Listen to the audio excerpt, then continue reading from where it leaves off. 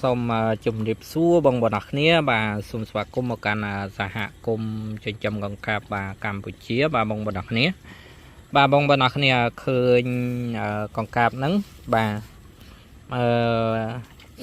ជាអ្វីមួយដែលខ្ញុំចង់ប្រាប់បងប្អូនអរគ្នាថារបៀបខ្ជិលបាទលាងតង់ដោយមិនបាច់ចូលដោសស្លែណាបាទ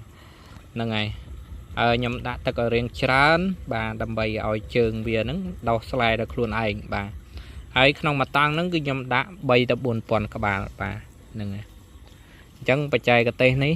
គឺជាបច្ចេកទេសដែលខ្ញុំបានធ្វើហើយអនុវត្តរយៈពេល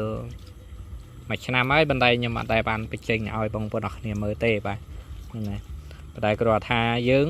កាត់បន្ថយពេលវេលានៅក្នុងការមើលថែវាកាន់តែច្រើនរឹតតែល្អព្រោះអីយើងមានពេលសម្រាប់ទៅធ្វើការអីផ្សេងទៀតបាទដូចខ្ញុំអីចឹងខ្ញុំមាន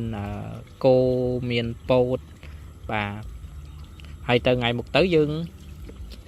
ខ្ញុំទៅថ្ងៃមុខទៅបាទខ្ញុំចង់ចាំ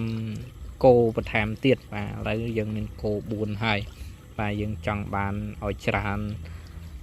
តាមលទ្ធភាពដែលអាចធ្វើទៅបានប៉ុន្តែចិត្តរបស់ខ្ញុំចង់បានរហូតដល់100ក្បាលបាទប៉ុន្តែខ្ញុំត្រូវការ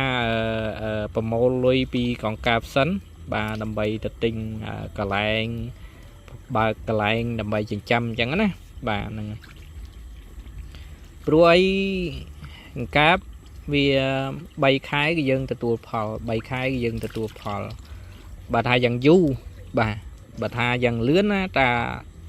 35ទៅ40ថ្ងៃយើងទទួលបានផលហើយបាទតែ2ខែអាហ្នឹងជាមធ្យមបាទបើលឿនផុតបាទ35ទៅ40ថ្ងៃលឿនផុតបាទ2ខែមធ្យម3ខែយូរបំផុតបាទអញ្ចឹងក្នុងរយៈពេល3ខែបើសិនជាយើងចេះផលិតចំណីបាទដូចខ្ញុំបាននិយាយអញ្ចឹងចេះផលិតចំណីចេះប្រើប្រាស់ចំណីអ្វីក៏ដោយក៏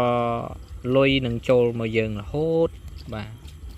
មានពេលខ្លះអាចត្រីនៅពេញផ្សារបាទយើងអត់ចេះផលិតវាប៉ុណ្ណឹងបាទខ្ញុំគិតថាសិតតែជាឱកាសសម្រាប់អ្នកដែលគេហៅថាអ្នកដែលអត់ខ្ជិលបាទអ្នកដែលពូកែបាទអ្នកដែលប្រឹងបាទសិតតែជាឱកាសលុយបាទលុយឧទាហរណ៍ថាក្បាលត្រីនឹងយើងទិញគេចុះកន្លះធុង2000ឬមកក៏មួយធុង2000ចុះ4000ចុះហើយយើងយកមកផលិតជាចំណីហើយយើងដាក់ឲ្យកង្កែបយើងស៊ីអូបាទលុយសុតបងប្អូនអរគ្នាបាទហ្នឹងហើយលុយសុតណាចឹងអ្វីក៏ដោយឲ្យតាបច្ចេកទេសយើងមានបាទយើងអាចធ្វើបានយើងអាចផលិតបានអាហ្នឹង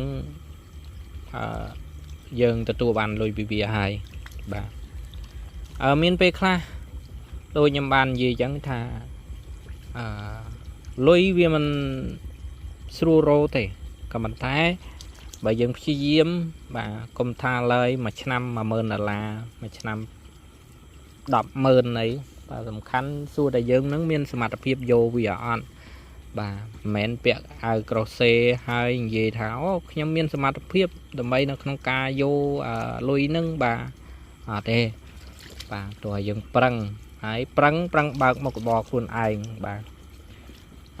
ឃើញអ៊ំរៀងចំណាស់ពាក់កៅអៅ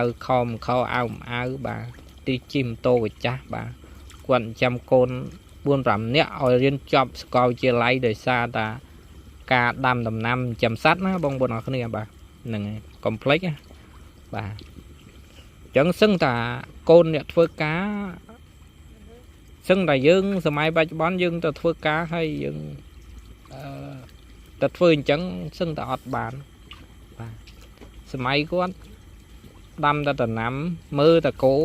បាទចិញ្ចឹមតែសត្វមន់លិចកាត់កង្កែបអីលិចជ្រូកអីលិចកាត់បាទឲ្យកូនរៀនចប់មហាវិទ្យាល័យធូបាទ hay côn sơ máy dương sơ máy sơ bố càng nhân phở sơ bố bạc khai men cầm mặt thái bạc khai bàn tầm mà trái đi bà oi xa lên bà đã chỉ môi nhà rô xí mà ngay mà liền pi liền mà ngay khá chô mà buôn là bà ngay khá chô pi bày buôn là cầm miềnซึ่ง đã nè thôi ca mà nắm dương rô xí tầm ngay bà ok chẳng trăng cho nói nâng tụi ta tôi dương miền sầm mặt phiếp dương trăng xoát xoang bàn rồi dương nữ dương ập trăng đấy lui nâng cầm bán đó vâng phần này đã mấy bàn rô xí tới bây giờ bị chết là cả con muốn nâng khơi cái phơi là hốt đó cả con mang đi chập đam bịa tôi mô sân đâm tận 500 sắt cà phê cà phô răm cà chia cả than bà bàn cả than này đi prang bà prang bạc cả than mùi tiên bà prang bật lật trên này prang phơi trên này cái mày oi sắt chăm bao dương nâng bìa ọt ơi nham chẳng á nè bà này vậy du tới cho là bạc cả than pi bày này ai có miền á bà hay cả than muối rô lùi mấy năm rọp mơn bà nhóm vậy ta cả than khác